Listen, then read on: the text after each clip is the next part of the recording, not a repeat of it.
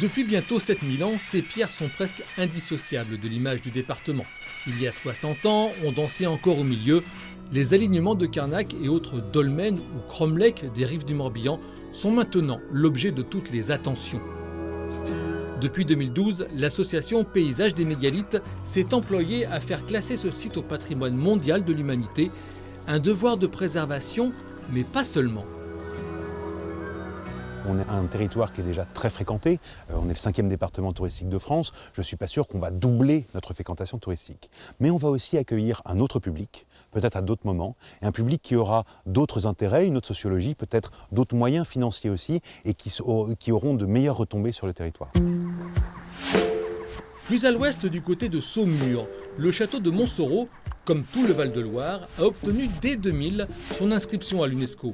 Un classement obtenu assez rapidement, en 2 ans, puisqu'alors les demandes étaient moins nombreuses. Aujourd'hui, c'est 8 à 10 ans, c'est des centaines de milliers d'euros parce que des personnes y travaillent, on fait des colloques, mais on fait aussi un grand nombre d'activités, d'initiatives, d'appropriation par les habitants, par les collectivités. Il y a des moments festifs.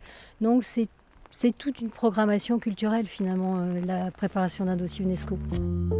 Retour en Bretagne, à Camaret, la tour Vauban ou tour dorée, en raison de son pigment extérieur, a été entièrement rénovée petit à petit par la municipalité. Et en 2008, la tour a été classée. C'est d'ailleurs le seul monument breton qui a reçu cette distinction et depuis, les visites ont nettement augmenté.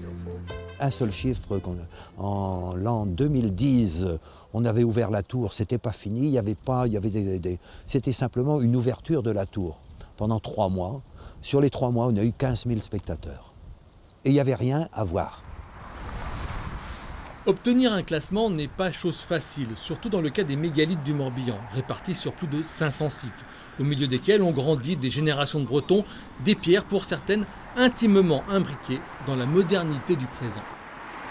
Il va falloir protéger les pierres de certaine manière, peut-être diriger les visiteurs, que son entretien soit cohérent avec une mise en visite qui sera plus importante, mais aussi que l'on travaille sur la co-visibilité avec une route, avec des maisons, pour qu'on ait encore ce côté authentique de ce patrimoine préhistorique.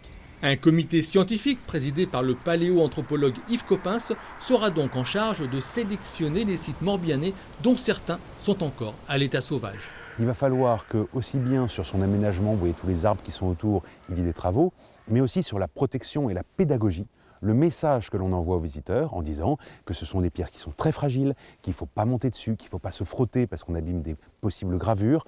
Tout ce travail-là reste à faire pour que justement ce site mérite un jour d'être inscrit au patrimoine mondial.